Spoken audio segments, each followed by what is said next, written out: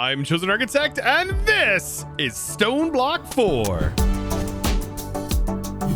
Ah yes, more Stoneblock 4, and today is episode 20, and that means it is World Download Day. And so if you're a supporter of any tier, whether that is on Patreon, here as a YouTube member, over on the Discord, or through Twitch, be sure to link your account up to the Discord and get access to the World Downloads channel, where you should be able to find this world. There's going to be many things to explore in this world, and you'll also be able to find every single little detail, every single little crevice, and measure everything to your heart's desire, and or copy anything you want to put in your own world. And I know I thank all of you guys at the end, but again, I just want to thank all of you who make these videos possible. Thank you. Now, what you see behind me, you may think that, well, this is just the other room. Yeah, I just removed all the generators, right? No. I copied the entire thing from this side, and I used the copy paste gadget to clear out this area, so I didn't actually have to do it by hand. I did have to refill these, by the way, because I don't have a bunch of leaves and stuff. But yeah, I mean, this is pretty nice. I went ahead and recopied it over, and that's because today we're going to need a lot of space, because we're going to be working towards completing the quest that the Wormrite wants us to do by making ourselves a resonant void. And things are really going to change once we have this resonant void. Making this block is no easy task, or blocks, I should say, because we do need void flame fuel. And this is a multi-step process from Just Dire Things that I want to get into a little bit today. But for the most part, everything is pretty easy to make. We do have to fight a boss from Cataclysm to get the Abyssal Egg, which should be a fairly simple fight. But Prometheum is also something that is not the easiest to obtain. Everything else here we basically have automated already. So things on the to-do list: automate Just Dire Things, finish up and getting ourselves Prometheum from the, well, the oritech mod, and fighting the leviathan, which is going to be multiple steps today. Now, before I dive into anything more, I do want to let you know that the Modpack did update, and those of you who are looking for a refined storage approach, refined storage is now in the pack. And oh boy, this is kind of interesting. Not just refined storage 2. So if you're interested in seeing how Refined Storage 2 works, I do have a video covering all of the new changes that happened between Refined Storage and Refined Storage 2. So definitely check those out if you're interested. I mean, you can just search like Refined Storage 2 guide, guarantee it's going to pop up. Now to get into oritech, I've done a lot of prep work here. So along the back, I've got all of my AE cables providing me with imports and exports, which we're going to be needing in getting a lot of things automated. And I really want to passively automate a lot of the things from oritech, just constantly send in, especially since we have our chickens. But one of the big things we are going to need is a lot, and I mean a lot, of steel. Oritech requires so much steel, and thankfully we can produce steel by using like 2 of these cows, and it works really, really nice actually, just passively now producing steel blocks. And I may need a few more, so I did go ahead and add these cows down here to be auto breeding. Now, because I'm going to be doing this passively, I do want to make sure that frame drawers are going to work, and I wanted to design a custom frame drawer for this. So if we go into functional storage, we will see that we can now make all of these frame drawers, and these things are pretty cool. Now, to be able to make this, all you need is to put the frame drawer in the bottom left of a 2x2 grid, and then sort of design this, whereas the top right is going to be the face, and this is going to be the outer wall. And you get something that looks like this, which I think is going to be a nice storage block that should fit in with most of the machines from oritech. So now, first things first with this, I want to passive these Ender lenses. I want to passive the flux gates, and we also need to passive the processing units. Now, thankfully, because we have a plastic chicken, we don't have to worry about making the plastic with the biopolymer or any of this stuff right here. We kind of get to skip right through it. And I've already done a little bit of oritech a few episodes ago, but carbon fiber strands are going to be primarily the thing we're going to run out of the most. So I'm thinking like these 2 lines right here could be dedicated to specifically handling the production of the coal dust, and then the next line could be used to potentially just make all of the rods that we're going to need. I have alternated these because you can put upgrades in them, and basically they'll extend off of the side, so I want to make sure that I can maximize that space. But I've also decided to use an interface here, and so we're just going to send a constant supply of coal into the system, and I'll set this to just keep 64 in stock, and this will allow me to use these item pipes to send all into here just by simply pulling out. And then down here, this will be the extract and should end up on this. And I've basically repeated the same thing on this side. Now, as far as power goes, just about every single one of these are just going to have gates on them. Like I said, as far as upgrades go, I'm going to use some speed add-ons. It does cost a bit more power, but I mean, just by putting this on, we jump up to 150% on our production. Don't forget, we do have machine extenders, which means we could add even more add-ons onto here. But we do have to keep in mind that we have a maximum RF transfer limit. And once we go over that, well, we won't even be able to send any more power to it. So we would have to add some other upgrades to these machines. So this is pretty good for the basic start. Now all I've got to do is connect this in, get this piped into a centrifuge, and the centrifuge is going to start producing those carbon strands for us. I'm basically replicating the exact same setup on the other side. Now, some other components that I've made up, which are exactly the same as the coal, is this right here, the Enderic compound, which is just ender pearls being sent into here, and you produce 8 of them. So that is all running through. But now I want to get all of these alloys done. Some basic alloys we need is electrum, adamant, and we also need durathium. All of these can be produced by just simply using an exporter. So right here, this is producing this, and in your exporter, make sure you set this to schedule mode round robin, so that way things don't get stuck. But I think everything here is easily done. For example, this just requires nickel and diamond. So we just need to drag nickel and diamond in here. And like I said, set this to scheduling mode, and that's going to start splitting those up. This one over here is going to have to be crafted because I do want the netherite to be crafted inside of our AE system. So that just needs a crafting card in here. Now, before I get into the assemblers, which is what I'm going to be using to make the processors, fluxgate, and also the Enderic lens, I want to get fluxite produced, and we are going to need quite a bit of it. So I'm thinking 4 of these, and we also put the upgrades on them. You can put add-on extenders onto the bottom of your lasers, if you didn't know, and that will speed them up a little bit. But I am going to keep them separate. Now, we got to keep in mind, we can and have enough room to upgrade these, but we also have enough room to upgrade them past the amount of RF that they can actually support. And since I'm just using basic upgrades here, I don't want to overdo it. So I'm going to just be placing 4 of them, and we've got to keep an eye on the power usage.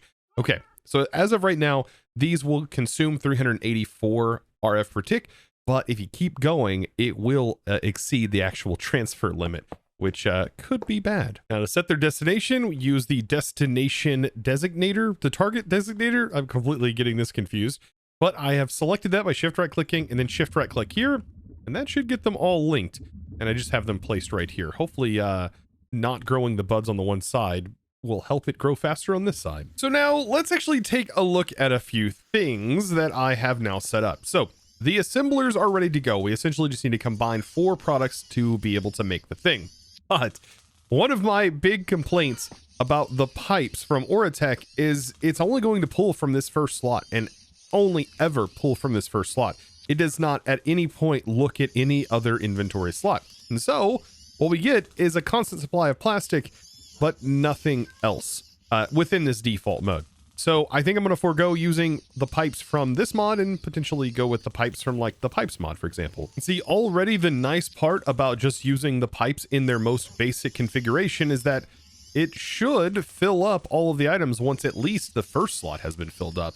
You can see it is actually doing the whole thing, and that's exactly what we need. I really wish, though, this had like locking slots, like a button where you could click it and you would force lock this position. So that way, this is the only items that could go in those particular slots. I know there are other crafting modes that require you to like feed pipes into certain sides to only fill the certain slots, but still, it would be really nice to be able to lock that, much like you can do with GregTech machines, for example. And so, just like that, Oritech is basically automated. Like, it sounds kind of wild, but it really is. We are passively producing the flux gates, we're passively now producing processing units, and we're passively producing the Enderic lens. And I also added another foundry over here to produce this stuff. Energite ingots. Which are going to be needed for some of the other processes we're about to get into. But now for the big surprise. Yes, we need to make an atomic forge, but this actually isn't the problem. See, we are going to be making the overcharged crystals, and for this, we are going to need empowered redstonia crystal blocks. This is going to take a while, And so it's probably best if I use a requester to keep these in stock for right now. Now we have already automated this operation here, so it's not actually that bad. It's just that it takes a while for it to do the thing. But I mean, we should be able to speed this up once we get ourselves a watch of flowing time, but I don't think we're there quite yet. Or are we? Oh no, we are 100% there. We can definitely buy a watch of flowing time from the ancients since we completed that quest. Now I just need a pedestal. After getting back, I have set this to craft up or keep 256 in stock inside of the ME requester, which is kind of nice.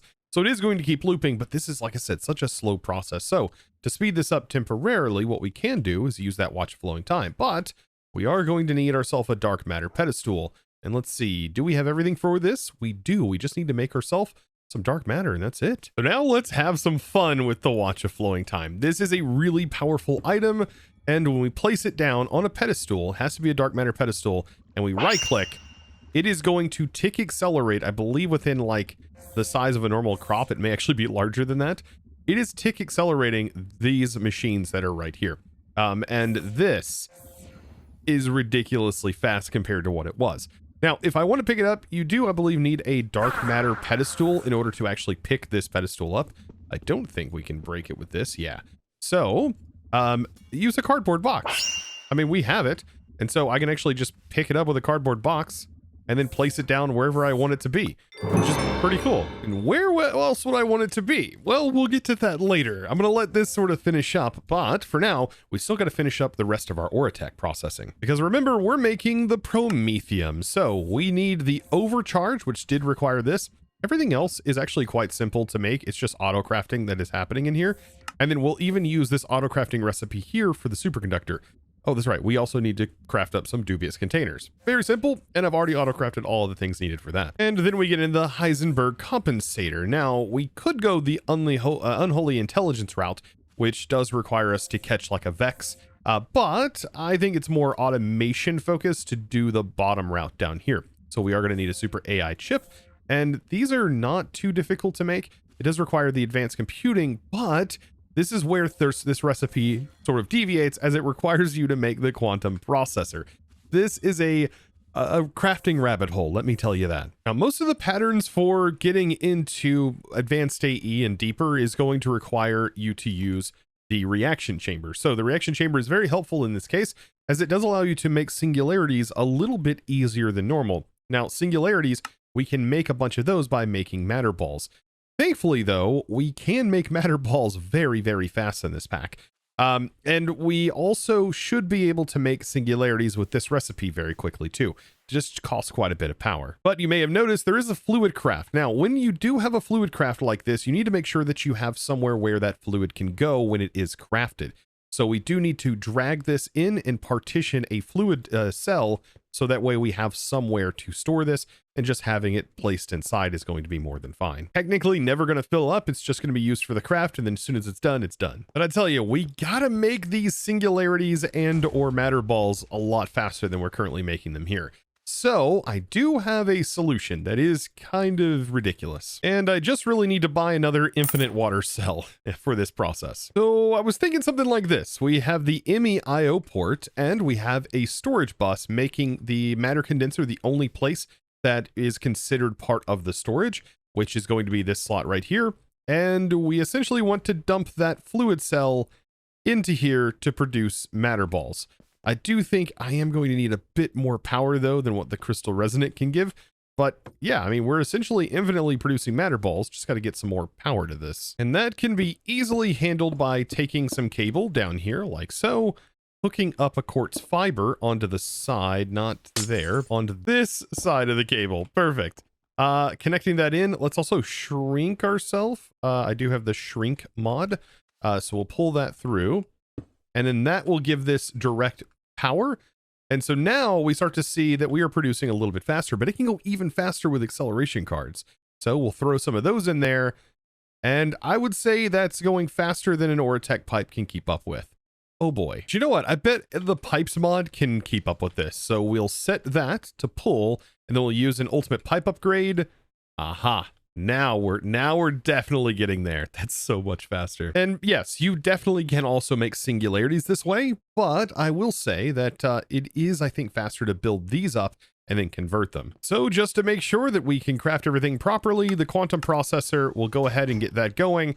You can see all of these being crafted. Probably want to set this to blocking mode just to make life a lot easier so we don't end up with it all building up like it was doing. Now, another thing we can buy from the Ancient is also some super dense cells. So I'm just going to purchase 4 of those. Those are so good. And this is just going to make sure that we have a nice power buffer. And I'm going to store my power right here in all of the sides. This is going to hold a lot of AE power. Now, the setup for the Atomic Forge is going to be placed in just like this, and just like all of the other oritech machines. Now that we've gotten everything finished up, this one goes in just like everything else. It's just going to get laid out nice and neat. However, this receives power in a non-traditional way. So the way that it is going to work is we are going to place in and use the Indiric lasers to power this. Now, these can be further away from this, but I'm kind of keeping it in this nice tight spot. We are going to need to link the lasers, though, to the Atomic Forge. So we're going to do that the same way that we linked it to our crystals over here. And so we'll use this, but first we've got to get these things grown up. Now, you know what? Something else that we could do is put these on the ceiling. You know what? Something like this. And I can shift right click and right click on these after we get them all assembled. That's going to work out really nice. So shift right click. You can see it is now bound to that location. But yes, this is ultimately what is going to power the whole system. So I'll throw in the gates. This is how it's going to receive power. And these will shoot power into the Atomic Forge, essentially. Now, if this works just like any of the other machines, I'm going to use a pattern provider here on the bottom, and then I'm just going to use an import bus, and then just run a basic cable up and through this whole setup here, like this. So now I have all of my patterns ready to go all the way up to Prometheum, and so at this point, I think we can test our first craft with this. So let's go into oritech. And let's just go ahead and try to make a couple of wafers and see how this goes. Oh, that is so sick looking. But notice, by the way, this is how this functions. And our importer, we can make it a bit faster by throwing in some acceleration cards. But that essentially should have completed our craft here, right? Should have. Yeah, there we go. And all of them are now in. Oh, and I just absolutely love this. Now, let's see. Did I do everything correct to be able to make Prometheum? Okay, it looks like I have almost everything.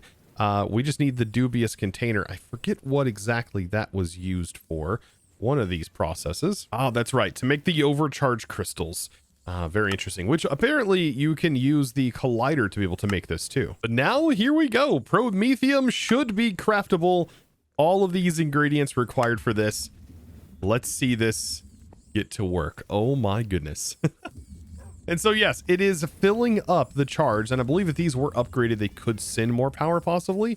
But yes, it's the more power is required, the slower the ultimate craft. But there it is. I think this is the final craft happening right here. And beautiful. Prometheum ready to go. And that's almost enough because to be able to complete this chapter, we technically need 4 of them. So now I'll go ahead and get 3 more of those crafted up, just like so. Let it do its thing, and we've got some other things to work on because that is only one of the problems solved for completing this. We now need to figure out how we're going to get some void flame fuel. So now let's make this void flame fuel automation, but we're also going to be automating all of the Just Dire Things stuff on top of that. Now, Just Dire Things can be kind of confusing whenever you try to automate stuff, as you do have to worry about sides and placements, and there's going to be a block placer and things like that.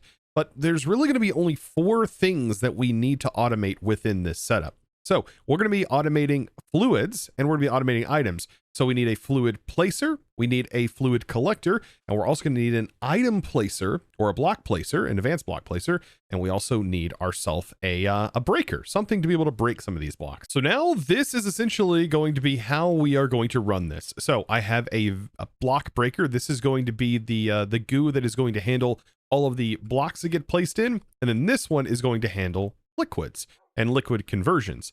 So right here, But we can do all of this just from requesting things in AE. So I will send the product into the actual breaker. That's going to go in here, but we do need to set up a couple of filters in order for this to function correctly. Now, I laid out some glass for good reason, and this right here is hollow glass, and that's because I want this to be left about as basic as possible. So we have this by default on the down. I am going to set this to go as fast as possible on its checks. And then we want to only cover this area right here. So I am going to need to define this area specifically. And so I'm just going to bring this down and over until we have this nice and aligned. And then I'm going to expand this all to 1 to cover this entire block right here on all sides. Now, to be able to tell this where to place things so it doesn't just fill the entire cube, I'm going to say, hey, only place it on certain faces while looking down. And the only faces it has is glass and also the goo. So we should be able to add goo to our list and also basic glass to our list. And these are going to be the only faces this should try to place on. So if I give this power in the back, for example, and I put in some blocks, notice it only places it where I want it and on all sides. Now, to carry the same thing over to the fluid, because we can also set up that at the exact same time, it's going to work the exact same way and is going to have the exact same settings. Now, the only major difference is, well, we are going to want to make sure our water doesn't flow out of here. So some copycat panels, a little bit of glass here and glass slabs. I think we're looking pretty good. That should be easily enough to hold. Now, I do also need to make sure I hold all of the liquid that goes up on the top too. So as weird as this may look, it is going to work. Now we're almost ready to set up the auto crafting. Now, I do need to make sure that these are always going to be clicked. And we want to make sure to click it with some coarse fruit. I don't think we need to change really any of the settings. Just having regular default settings. And by the way, you can wipe by just putting them in like this. But yeah, I mean, just some basic settings here. We just want to make an allow list. And we want to say, hey, on the just dire goo, make sure that's the only thing you're clicking, making sure you're just right clicking that. And it doesn't even have to do it every tick, but yeah, there we go. And we're targeting specifically blocks on the down. That's fine. Just making sure we use coarse fruit to do this and we scale up the area to be able to click on these. And there we go. Just like that. Yeah, that's perfect. Now, something else, once we get our auto crafting done, I actually want a pipe to pull the fluids out of our fluid collector here and send it back into our pattern provider. So we can do that with just a regular fluid pipe. We are going to have to remove it from here because I don't want it sending fluid into the placer. And so that should just revert any fluid that's collected right back here. Super clean. All right, and now we're almost done, but we still need something to break. And I'm just going to use a regular pickaxe with a drop teleporter and auto smelting upgrade. Just need to drop the drop teleporter onto like an alloy pickaxe and the auto smelter. And now this will auto smelt and automatically teleport the drops when used inside of the machine. And I'm also going to throw on some efficiency 8, might as well, making this really fast, and also putting some unbreaking to help reduce the power cost. And so on the drop teleporter, once this breaks, it is also going to auto smelt, and we need to link the drop teleporter to the pattern provider, and that's going to send the items back. So we're almost ready to go. Now on the breaker, I don't want it to break anything just yet. So let's make sure to set this to allow before we define the area that we want things to be broken at. But yet again, this is also going to be a 3x3, and same for our fluid collector. It's also going to be covering that 3x3. Now, inside the filter for what it's actually going to be looking for to break, it's all of these ores. We just simply need to drag these in, every single one of them, including the ones that are for the coal. Now, over on our fluid collector, it's also going to be very similar. We want an allow list, and we're only going to allow it to collect certain things, and that is going to be specified by buckets, believe it or not. And it is going to be all of the process stuff that we're sending to here. For example, like we need to take Blaze Ember. That is one of the things that gets produced in this operation. Void Flame. And then the only other one is Eclipse Ember Fuel. These are really the only liquids that are going to be handled right here. And you know what? That is everything on the just dire side of things. Everything else is just going to be simply making the pattern to do the thing. Things I do want to note when you are making patterns for any of these things, it can get kind of confusing, but essentially you're going to be looking at the recipe for the actual ore itself. And so, for example, we want to make the ferric ore. I'm going to bring this in, and we're going to say one is going to not make this. Instead, it's going to make the ingots. And it's specifically going to make at least 3 ingots. While it can make 4, we want to make sure in AE we only specify, hey, the max amount or the lowest quantity it can give you, which is 3 in this case. And same for the coals too. And just like this with the coals, like I said, we start with a coal block and we're going to get primal coal, 3 of those.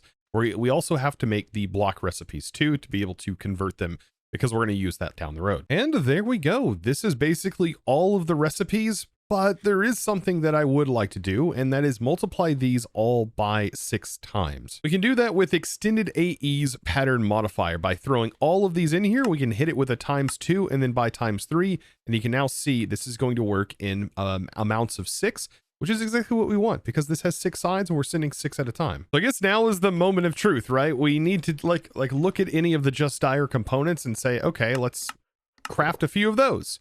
Is it going to work? It did place them all in just as we would expect them to, but is it going to give us all of the product back? We want to make sure this farms them all. And there it goes. It broke them all really fast and instantly completed that.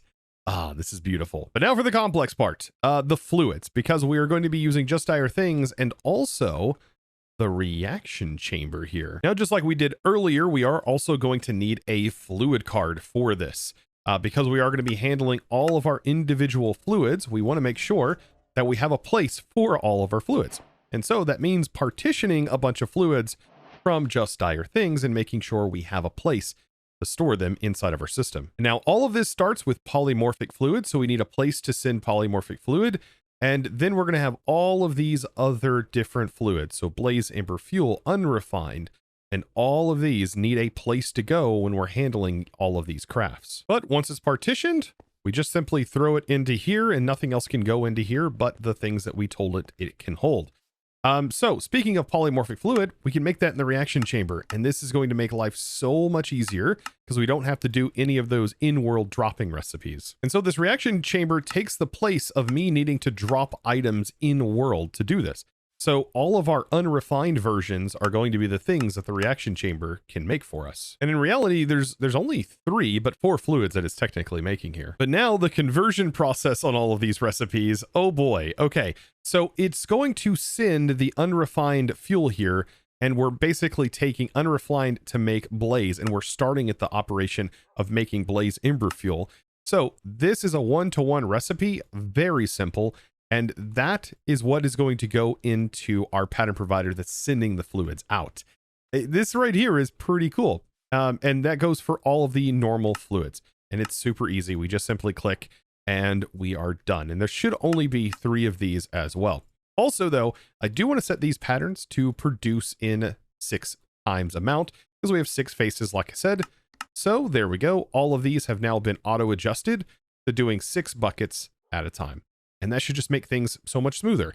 And so now inside of here, we have void flame fuel. And if I go to request a bucket of this, a lot of things are going to start happening. This is going to start producing our initial coal that is required for this. And then after a little bit, this right here is going to kick off. But this is pretty slow. And I did mention earlier that I was going to speed this up. And oh boy, are we going to speed this up. Let's cardboard box this bad boy so we can pick it up and bring it over here, which is where we definitely need this thing. And that is now going significantly faster in its operations. All of these are, man, the range on this is quite large, but it fits perfectly right here, even in the vertical range. And you can see all of that is being converted, and then our liquids get converted as well, auto collected, and we now have unrefined. Oh, we actually have to make the hi. I just made the unrefined. So Just Dire, we need void flame fuel. So we'll make that. That should do the final crafting results over here. And now we have void flame fuel. This is awesome. But now I also will say, when I originally seen this, it was a kick in the teeth because there was nothing prepping me ahead of time to go, oh yeah, we're doing a huge multi-step process in making a Just Dire liquid, which requires quite a bit of automation. Oh, and time, mind you. This is a very timely recipe. All right, I can't believe we're already at this point, but we have only one more thing to do in this chapter right here.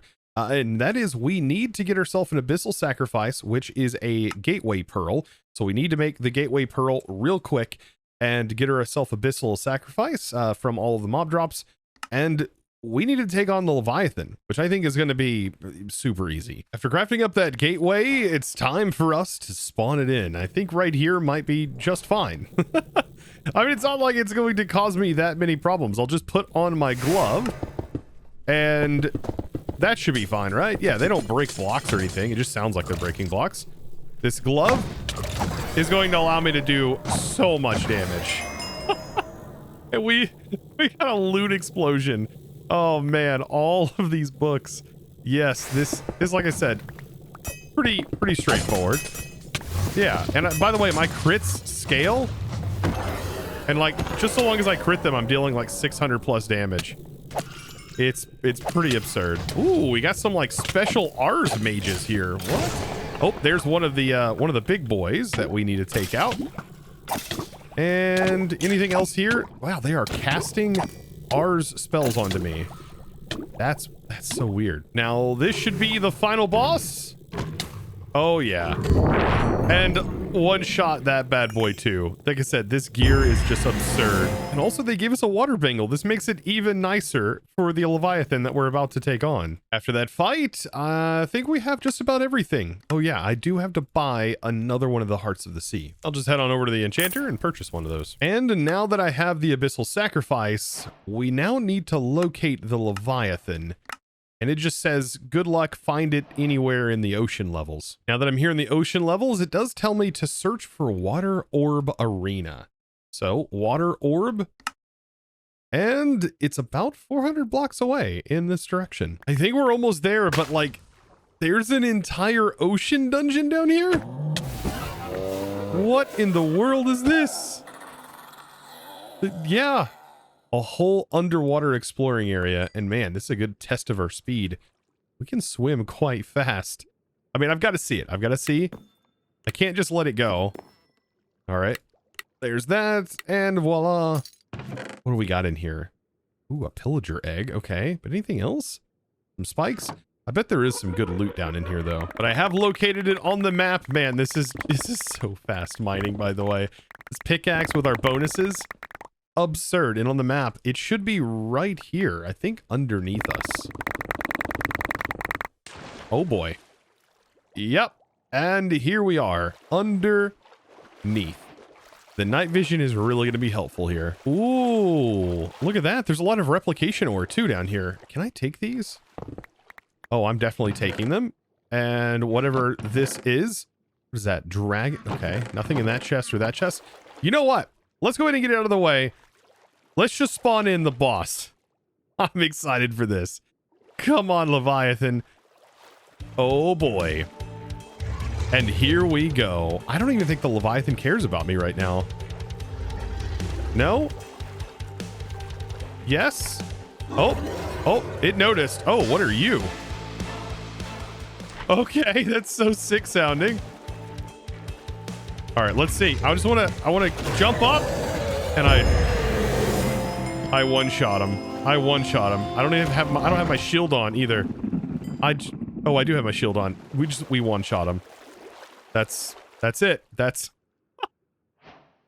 hilarious. And now I have the Leviathan trophy. This is going to be absolutely ridiculous because this also gets scaled up on my head.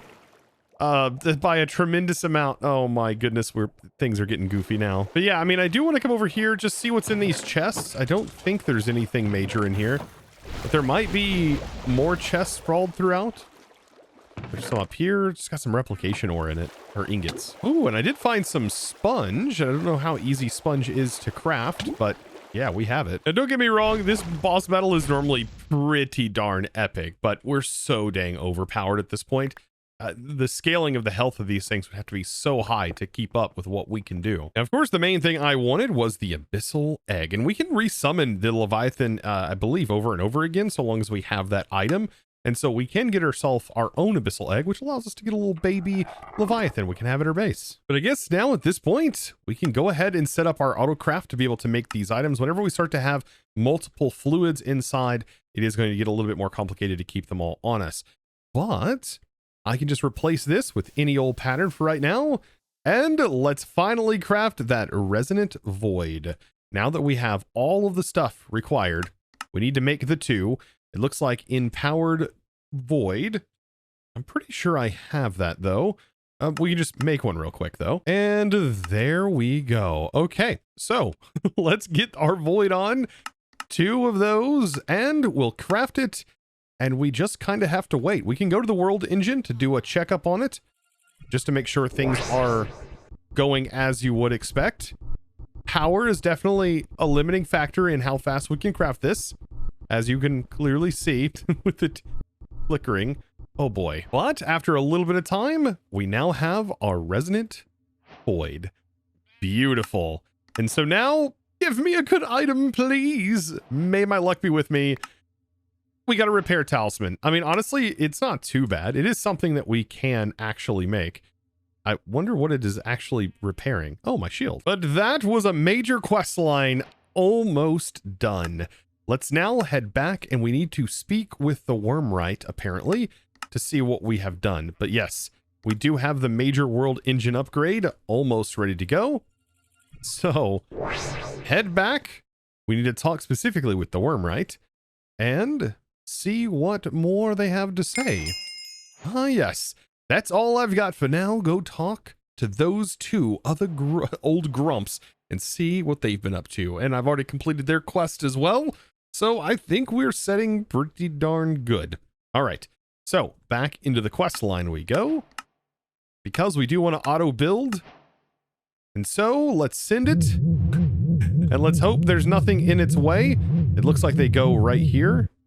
And this one I don't think has an animation or anything because it's just right in front of your face, I think. But yes, beautiful. Those 2 blocks in place now, and we now have that upgrade, which is perfect. And this does tell us, hey, we need to go speak with the Echo of Guidance. But I think for today, we are just simply going to complete our stage, and we're going to worry about furthering the storyline next episode. Because today, we are all out of time. By the way, this unlocked the ability for us to make time crystals from Just Dire Things. I'm so excited. And so I hope you enjoyed today's huge episode filled with all kinds of different automation and all kinds of different fun things, anywhere between oritech and also Just Dire Things. I mean, to even fighting a big boss. If you did enjoy today's video, click that subscribe button if you haven't already. Give this video a huge thumbs up. And well, it's now time for me to thank the amazing supporter of today's episode. That amazing thanks is going to go out to Aaron SSM. Thank you so much for your amazing support and choosing to support me over on the Discord by becoming a Discord premium member and just supporting my content in one of the best ways possible. You absolute boss. And guys, I thank you so very much for watching. So much more to come in this series, and I'll see you in the next one. And as always, thanks for watching.